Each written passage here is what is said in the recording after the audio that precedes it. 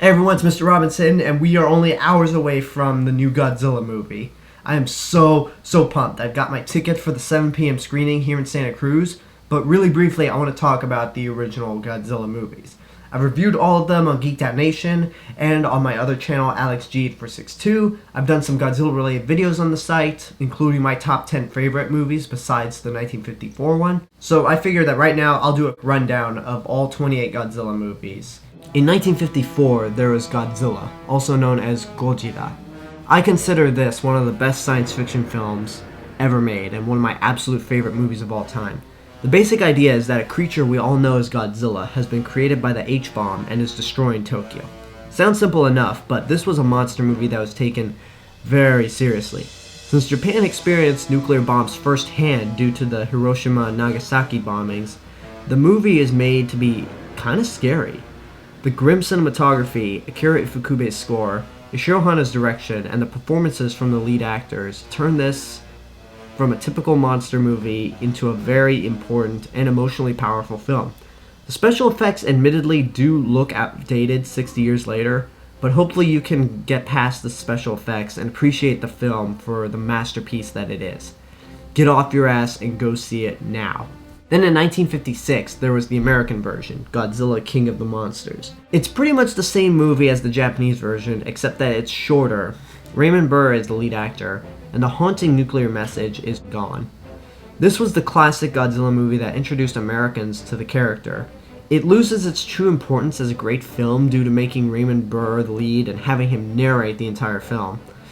Some hardcore fans have called this a bastardization after the original Japanese release has been released in the US in 2004, but I still find it to be a very fun monster movie. However, if you were allowed to pick one of these versions, pick the Japanese version. Good, but not great. In 1955, there was Godzilla Raids again. This movie was rushed into production after the first movie was a hit, and was released 6 months later. It's basically the same movie plot-wise, except with different characters, a different director and composer. Godzilla invades Osaka in this movie instead of Tokyo, and there is a monster introduced called Megaguirus, who would be one of the most well-known Godzilla monsters. It tried to mimic the original's tone, but it fails because you're more interested in seeing Godzilla and Megaguirus fight, and even then the tone is also lost because of the way the fight scenes are filmed. It looks like the monsters drank about 50 megatons of coffee or Red Bull before the fight, because the monsters move in a very fast and unconvincing manner, and it will often come across as cheap. Regardless, it's still a fun movie. Good but not great. Then in 1959, there was Gigantus the Fire Monster.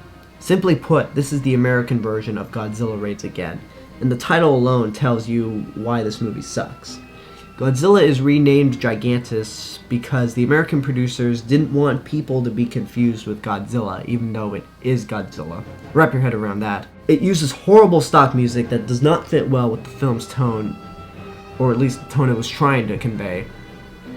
It also features pointless stock footage here and there, and it's just poorly dubbed. Also, Megaguirus' roar will be used for Godzilla sometimes, as if changing his name to Gigantus was not confusing enough. All I can say is stay away from this version. Burn in hell, movie. In 1962, there was King Kong vs. Godzilla. This is both Godzilla and Kong's third movie, and their first movie in both color and widescreen. The plot is that a pharmaceutical company decides to boost their ratings by getting a monster to do advertising for them. Their boss sends 2 employees to Faroe Island to pick up the island's god, King Kong. At the same time, Godzilla has broken free from his iceberg chamber from the last movie. So in the words of Ken Watanabe in the new movie, let him fight. The movie brings in a comedic tone that the first 2 movies didn't have, and was aimed more towards kids. Honda returns to direct this one, and Ifukube comes back to score the film, and it became the highest grossing Godzilla movie in Japan simply because he fought King Kong. It's extremely goofy, and the King Kong suit looks terrible, which might turn people off, but there is never a moment that is boring throughout this entire movie, something that the American version failed to do. The American version was released a year later by Universal, and replaced a lot of Ifukube's score with music from The Wolfman and The Creature from the Black Lagoon. They are good scores, but they just don't fit the movie, And they also added a lot of scenes involving the UN, who just sit on their asses, don't do anything except talk about how big Godzilla and King Kong's brains are. Unlike Gigantus the Fire Monster, this American version never made me angry, but it's still pretty bad. I would say watch the Japanese version over the American version, but the Japanese version, at least in the United States, is very hard to come by, and the only way to see it is through a region-free DVD. For the Japanese version, it's worth seeing in your lifetime. For the American version, don't waste your money. In April of 1964, there was Mothra vs. Godzilla. This has the same idea as King Kong vs. Godzilla, except it has a more serious tone and a more well-made Godzilla suit. A corporate head finds a giant egg on the Japanese coastline and decided to turn it into a tourist attraction. It's later revealed the egg belongs to Mothra. Mothra and her twin fairies asked to return the egg back to Infant Island, Mothra's home, but Godzilla returns to terrorize Japan, and it's up to Mothra to defend the country and her egg from Godzilla. This is the first movie that got an American release that wasn't heavily edited or changed. It also got an additional scene that was filmed for the Japanese version, but was cut due to it seeming inappropriate for Japanese audiences. In the Godzilla fan circle, it's usually called one of the best of the series, and while I do like this movie a lot, I don't see how this movie is one of the best of the series. Again, I like it, it's really good, but it's not one of my 10 favorite Godzilla movies. Good but not great. In December of 1964, there was Ghidorah the Three-Headed Monster. Coming out the same year as Mothra vs. Godzilla, this is the movie that I consider to be one of the best. An alien from Venus takes control of a princess who warns the world that King Ghidorah is coming and that it will destroy the world. The Mothra twins have a play in this, and send Mothra to not only try to fight King Ghidorah, but to gather Rodan and Godzilla together to help her fight Ghidorah. The reason I consider this to be one of the best Godzilla movies over Mothra vs. Godzilla is simply because it introduced King Ghidorah, the monster that would turn into Godzilla's archenemy. It also brought in Rodan, a giant pteranodon from his own solo movie in 1956. It was also the first movie that turned Godzilla into a good guy. It's very entertaining, I do enjoy the characters, and the music is once again great. 1964 would be the only year 2 Godzilla movies were released in one year. Worth seeing in your lifetime. In 1965, there was Invasion of the Astro Monster. The monster roster is very similar to the last movie, except Mothra is absent, and there are a lot of space elements in this movie. Earth has discovered a planet beyond Jupiter called Planet X, home to a race of aliens who are forced to live underground due to King Ghidorah's oncoming attacks. But our main characters soon realize that there's something a little more sinister to this race. While King Ghidorah was introduced as a space monster, this was the movie that introduced aliens and the idea of them controlling monsters to take over the world. It had an American actor in the lead role, Nick Adams, rather than one of the actors Toho had under contract. Even though Akira Takarada is given top billing in the Japanese version, Nick Adams is the lead character. It's fun, there's some goofy moments, especially a scene involving Godzilla dancing, but it's not as good as Ghidorah the Three-Headed Monster. This would be the last Godzilla movie that Ishiro Honda would direct for a while. Worth seeing in your lifetime. In 1966, there was Ebirah Horror of the Deep. A group of friends go sailing, but get stranded on an island which is home to a terrorist group called the Red Bamboo, who have enslaved the natives of Infant Island, and have a monster in the form of a giant shrimp or lobster named Ebirah. Our heroes find out that Godzilla is sleeping on the island, and they decide to wake Godzilla up to help the natives get off Infant Island, with the help of Mothra again, and allow Godzilla to fight the Red Bamboo and Ebirah. Here's where the series started to get goofy. Director Jun Fukuda took directing duties, and the composer for Godzilla Raids again, and a lot of Akira Kurosawa's films, Masato Sato, came in to do the score. The tone is more lighthearted and even has some weird moments, most notably when Godzilla and Ebirah throw a rock at each other like it's volleyball. What keeps this movie going for me is Masato Sato's score. It's very different from Ifukube's triumphant scores, but it fits the tone of the movie and always puts me in the mood to go to Hurricane Harbor at Six Flags. Godzilla doesn't show up until halfway through the movie, and Mothra seems kind of pointless. It's not a movie that I really recommend for novice fans, but for me myself, it's a guilty pleasure. For me, it's good but not great. For you, watch at your own risk. In 1967, there was Son of Godzilla. A team of scientists are on an island conducting weather experiments when they find out the island is infested by giant praying mantises called Megaguirus and a giant spider called Kumonga. They also discover that there is an egg on the island which holds a monster named Minya, which, when Godzilla arrives on the island, he adopts as his own son. Minya is a monster that not a lot of fans seem to care for, kind of like the Jar Jar Binks of Godzilla, though nowhere near as bad as Jar Jar. It has fun monster scenes. It's directed by Jun Fukuda again and scored by Masaru Sato, so basically if you enjoyed Ebirah Horror of the Deep, you'll enjoy this movie. If not, then skip this one. For me, it's good but not great. For you, watch at your own risk. In 1968, there was Destroy All Monsters. This was meant to be the last Godzilla movie, and would even be considered the first mega crossover movie before the Avengers. Although Toho wasn't building up to this movie the way the Avengers was built up, and it's nowhere near as good as the Avengers. The year is 1999, and all the monsters have been gathered up in Monsterland, but some events happen to where all the monsters are loose around the world, and our heroes soon discover that aliens are behind it. So the Earth rallies together to get all the monsters back under their control and defeat the invading aliens. It was meant to be the big finale given the number of monsters featured in this one movie, and even the name alone, Destroy All Monsters, got me excited. Unfortunately, it's somewhat of a disappointment. There are some good special effects scenes involving the monsters, especially the ending, where a lot of the monsters fight King Ghidorah. But with a title like Destroy All Monsters, you're going to have expectations, and for me, I don't think they were met. Watch at your own risk. In 1969, there was All Monsters Attack. A little boy named Ichiro gets bullied a lot and dreams of going to Monster Island. And when I mean dream, I'm like he dreams that he's on Monster Island and befriends Godzilla's son Minya, who himself is facing bully problems, as Godzilla's teaching the little guy to fight and not be a coward. This is considered to be the worst of all the Godzilla movies. Most of the monster fights are stock footage from Ebirah Horror of the Deep and Son of Godzilla. And for some reason they decided to make Minya the star of the movie, and he talks. In the Japanese version, he talks like a woman. In the American version, he talks like Goofy from Disney. The new monster Gabra looks pretty stupid, but the final battle between him and Godzilla is pretty entertaining, and is the only newly filmed fight scene for the entire movie. It also has a message for kids about standing up to yourself, which is something that I can get behind on if it weren't for the movie being so goofy. It's something you put on for your kid to watch while you're doing something else. Don't waste your money on it unless it's for that reason. In 1971, there was Godzilla vs. Hedorah.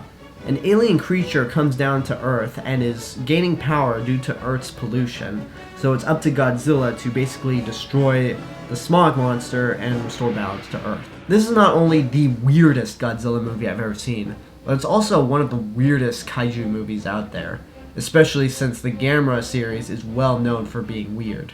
It has an environmental message that the film's director, Yoshimitsu Banno, tries to hammer into your throat to the point where Godzilla's enemy, Hedorah, has basically been dubbed the Smog Monster.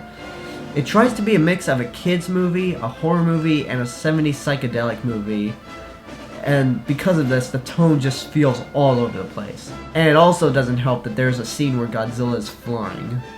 Just look for that on YouTube, it'll blow your mind. It's not as bad as the last movie, and in some ways it's more enjoyable for how weird it is. Still, I can't say you should waste your money on it, so don't waste your money unless you are high or drunk. In 1972, there was Godzilla vs. Gigan. A comic book artist is hired to be a creative consultant for a kids theme park that's monster-based, but he soon finds out that the main attraction, a Godzilla tower, is the base to cockroach aliens, who soon get control of King Ghidorah and Gigan to destroy the Earth. Godzilla and Megaguirus go in to save the day, basically. This was made at a point where the Japanese film industry was suffering, and Toho was no exception. Because of the state of the Japanese film industry at the time, a lot of stock footage was used for this movie, to the point where day and night change and the Godzilla and Ghidorah suits change at random. It also reuses old scores from Akira Ifukube, but it's still better than the last two movies and the movie that would follow. The only redeeming factor is the new monster, Gigan, and the tag team fight between Godzilla and Megaguirus versus Gigan and King Ghidorah. It's also better than the past two movies. Watch at your own risk. In 1973, there was Godzilla vs. Megalon. This is the movie where the studio basically said, fuck it. Nuclear testing had been going on for a while, to the point where an underground race of people get pissed off and decide to send their monster, Megalon, to destroy the world, with the help of Gigan from the last movie. Humans create a robot named Jet Jaguar to get Godzilla and basically team up to fight the two monsters. When I say the studio said fuck it when making this movie, that means that this movie is unbelievably goofy. It suffers from the same problems as Godzilla vs. Gigan, except the music is the same goofy music from Godzilla vs. Hedorah. And not even the new monster Megalon and Jet Jaguar can make this a good movie. However, it is so entertaining because it's just really nuts. Much like Godzilla vs. Hedorah, it's enjoyable for how goofy it is, especially with Godzilla's infamous dropkick, which, again, go on YouTube to find that. Don't waste your money unless you are drunk or high. In 1974, there was Godzilla vs. Mechagodzilla. Aliens from the third planet of the black hole create a mechanical Godzilla to destroy the world. And basically Godzilla, along with the aid of a monster named King Caesar, go in and basically fight Mechagodzilla. This movie came out on the 20th anniversary of Godzilla and pitted the king of the monsters with his second arch-nemesis, Mechagodzilla. The music by Masaru Sato is really good, and even though the design of Mechagodzilla is very much a product of 1970s science fiction, at least before Star Wars, it's still a very enjoyable movie that combines the small, silly elements from the last few Godzilla movies, but makes it enjoyable on the level of King Kong vs. Godzilla and Invasion of the Astro Monster. Worth seeing in your lifetime. In 1975, there was Terror of Mechagodzilla, the last film in the original Godzilla series, and the last film to be directed by Ishiro Honda. The aliens from the third planet of the black hole come back, rebuild Mechagodzilla, but team up with a mad scientist who has a dinosaur named Titanosaurus to basically destroy Japan, and only Godzilla is going in to save the day. No sidekick, Godzilla is going up against two monsters with no ally. There isn't much to say about this movie that hasn't been said about Godzilla vs. Mechagodzilla, only that it has a more serious tone and has the best human character since Emiko from the original Godzilla, Katsura. Worth seeing in your lifetime. In 1984, there was the Return of Godzilla. This movie marked the beginning of the Heisei Godzilla series and returned the king of the monsters back to his dark, destructive roots. Considered to be a direct sequel to the original Godzilla, ignoring the rest of the original series. Basically, another Godzilla is discovered, goes to Japan, and basically wreaks havoc. I like how this movie plays into the Cold War aspect, even though for today's audiences it can be considered outdated. There are points where the special effects are great, and points where Godzilla is very scary, but there are also many moments, mainly with the Cybot Godzilla, that aren't very convincing. In any case, this is personally one of the scariest Godzilla movies and one of my favorites. Unfortunately, it has never seen a US Blu-ray or even a DVD release. So if you're in the United States and are able to find it, it's worth seeing in your lifetime. Then in 1985, there was the American version, Godzilla 1985. This movie brought back Raymond Burr from Godzilla King of the Monsters. And it has the same plot as the Japanese version, but the movie is almost ruined by the other American actors. There are painful bits of comedy thrown into the movie, and the dialogue is terrible and cliche. If you somehow get your hands on this movie, I'd say pass it up and try to hunt down the Japanese version with English subtitles. Don't waste your money. In 1989, there was Godzilla vs. Biollante. A scientist conducts plant experiments and accidentally crosses Godzilla's cells, Rose cells, and the cells of his deceased daughter to create the plant monster Biollante. And Godzilla returns after being locked up in a volcano from the last movie. This is a very bizarre entry. The plot is a little difficult to understand from the human perspective, and some of the actors aren't very good. However, the movie did introduce the monster Biollante, as well as the Godzilla suit that would be the go-to look whenever I think of Godzilla. It does have some good action scenes, and Biollante is an impressive effect that the special effects team managed to pull off. The music is good and a little bizarre, but it's not as bizarre as the last few movies. Good but not great. In 1991, there was Godzilla vs. King Ghidorah. People from the future come into the present time to warn the world that Godzilla will destroy Japan, and they can go back in time and erase Godzilla from history. However, the Futurians, as they're called, have an ace up their sleeve where they replace Godzilla with King Ghidorah to basically destroy Japan and show the Japanese how to rebuild their country properly. This film is the best of the second series and my favorite Godzilla movie after the original. It brings back Godzilla's archenemy King Ghidorah and goes into Godzilla's origin, which is a key plot point in the film, though it would screw up the timeline for a future Godzilla movie. The special effects scenes are great, and Godzilla is more ruthless to his enemies in this movie than he ever was in the original series. It also introduced Ghidorah's mechanical version, Mecha King Ghidorah, though this monster isn't shown until the end of the movie during the final battle. It really is a great Godzilla movie, worth seeing in your lifetime. In 1992, there was Godzilla vs. Mothra. Mothra's egg is discovered on an island at the same time her archenemy Batra is awakened due to a prophecy told by the twin fairies. This movie is another good entry in the series, even though Godzilla feels like he was added in at the last minute. Most of the movie feels more like a standalone movie for Mothra, since the plot focuses more on her and Batra. It has some great music by Akira Ifukube, and the monster fight scenes are very enjoyable, even if the suit actor is fighting two props and not another suit actor. Not as great as the last movie, but still very good. Worth seeing in your lifetime. In 1993, there was Godzilla vs. Mechagodzilla 2. This movie brings in the organization G-Force that has built a robot Mechagodzilla to basically fight Godzilla. Rodan is also in this movie, as well as Godzilla's son, named Baby Godzilla, who is brought to Japan, and basically Godzilla's urge to rampage is to get his son back. This movie is another enjoyable entry. I like the redesigns for Mechagodzilla, Rodan, and even Godzilla's son, who they refer to as Baby Godzilla. All that was good about the last two movies applies to this movie as well, but at this point in the second series, the formula starts to get a little predictable.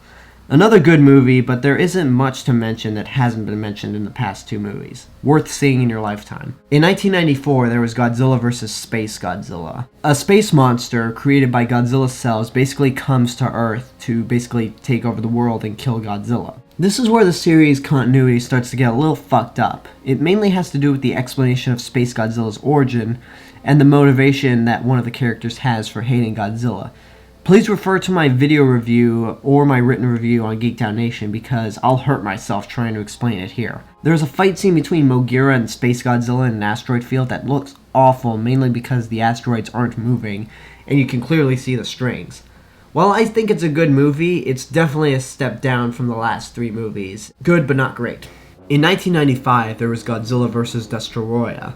If there was ever a way to close out a series of movies, this is a prime example. Godzilla has taken up too much nuclear energy to the point where he is on the verge of death, whether it's exploding or melting down. At the same time, creatures have spawned from the oxygen destroyer that Dr. Serizawa created in the first movie and become the monster Destoroyah. So Japan has to deal with this new monster as well as worldwide destruction due to Godzilla's death.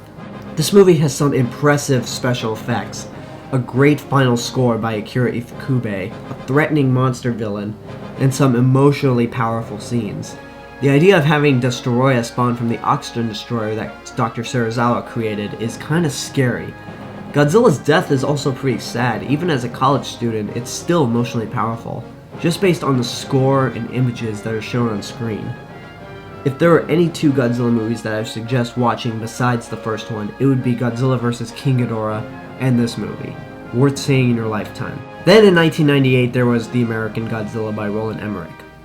It sucks. I've said enough about that. Luckily, in 1999, Toho countered with Godzilla 2000. A UFO that's been hibernating in the Earth decides to emerge and create a monster based off of Godzilla's DNA called Orga. This movie was made as a response to the horrible 1998 remake and as an apology towards fans. This design of Godzilla is one of the more popular ones in the US since this had an American version released in the United States, and it was the first Godzilla movie to be released in theaters since 1985. It also marked the first of two movies in which Godzilla is green. Orga is an interesting monster, even though I wish that his hands on the suit were more convincing. It's nothing special, but it's pretty good, and I think the only reason fans call it great is because it was in the wake of The Abomination from 1998.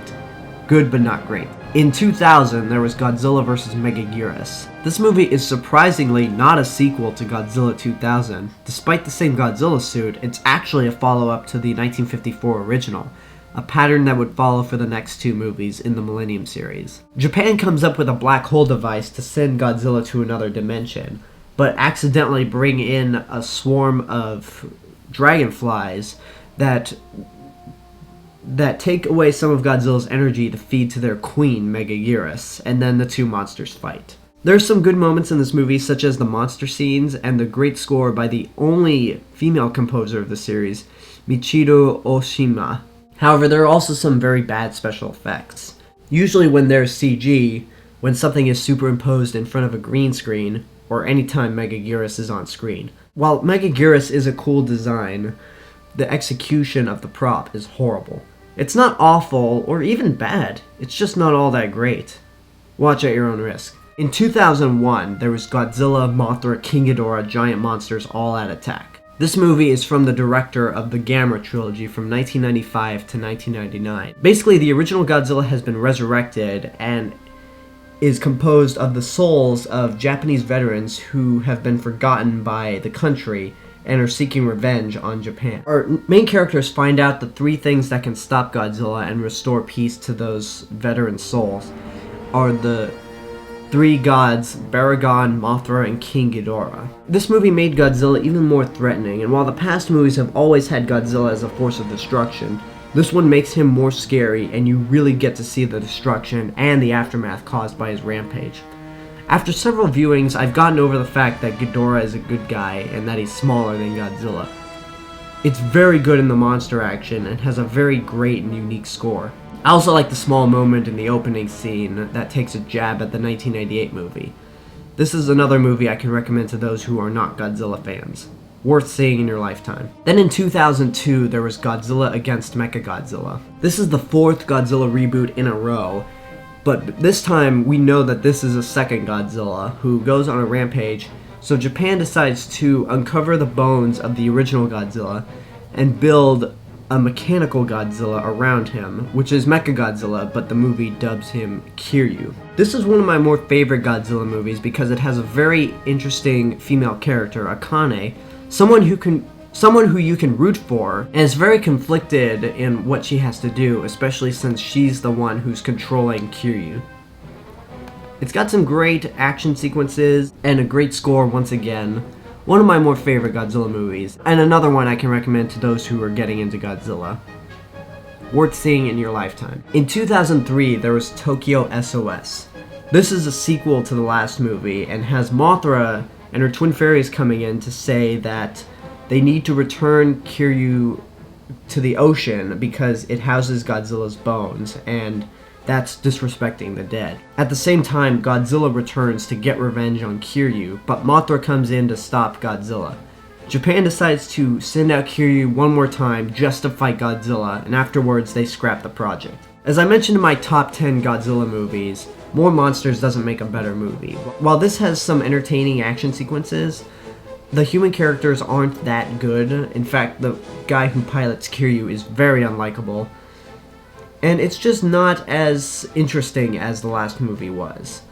Again, the last movie may have felt more like setup, but the last movie just had a more interesting character, which this one does not. Good, but not great. Then at last, in 2004, there was Godzilla Final Wars. Aliens have invaded the world and have a plethora of monsters to do their bidding and destroy the world. A group of human survivors decide to bring in Godzilla, who has been sleeping in hibernation for decades because of the film's prologue. And Godzilla basically goes around destroying all of the monsters and the alien race. This was the 50th anniversary film of Godzilla, and at first I really enjoyed it. But 10 years later, it's not as good as I remembered it to be. It's a little silly, there's a lot of fan service, which at times is good, mainly the monster roster, but at other times it's very distracting and make you scratch your head. The movie is also covered with a lot of bullshit ripoffs from other science fiction movies that Toho had nothing to do with. This movie is a mixed bag. For me, myself, it's good but not great, but for everyone else, watch at your own risk. So that covers the first 50 years of Godzilla, and now we are in Godzilla's 60th anniversary. I have high hopes for this new movie, but I'm also very nervous. I hope it's good. I've heard it's good. I want it to be good for me. So that's all I have to say about the original Godzilla series. Leave a comment and tell me what you thought of any of the Godzilla movies. Subscribe to my channel for more stuff in the future. Check out my other channel, AlexG8462, where you can get full reviews on all of the Godzilla movies. You can find links to my Facebook, Twitter, Instagram, and Tumblr accounts on my YouTube page. Go check me out on letterboxd.com, letterboxd.com, under the name The Real Mr. Robinson, and go check out my written stuff on Geeked Out Nation. Share me with your friends and tell them about me, and remember to know it before you see it. This has been the Cinemas with Mr. Robinson, and my next review is going to be for Godzilla 2014. I'll see you guys then.